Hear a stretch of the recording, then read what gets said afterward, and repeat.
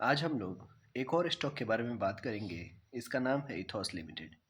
ये luxury watch segment से आती है कंपनी, और ये लग्जरी वॉच सेगमेंट में रिटेलर का काम करती है। इसका मार्केट कैप लगभग 8,000 करोड़ का है। करंट प्राइस 3200 पे अभी ट्रेड हो रहा है। स्टॉक पीई अभी थोड़ा सा ज़्यादा चल रहा है, 86 के पीई पे है, लेकिन ठीक है। जहां हम लोग इसके स्टॉक प्राइस को देखें तो इसका stock price 200 days moving average पे सपोर्ट ले चुका है, और उसके बाद ये अभी 3000 और 3200 के आसपास चल रहा है।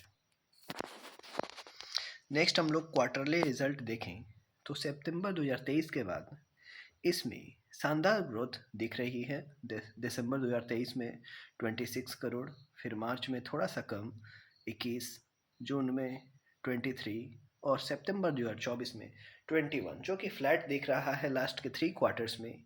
लेकिन ईयरली बेसिस पे इसके प्रॉफिट में ग्रोथ दिख रहा है, जो कि मार्च 2023 में 60 करोड़ का था और मार्च 2024 में 83 करोड़ का हो चुका है। टीटीएम बेसिस पे ये 91 दिख रहा है।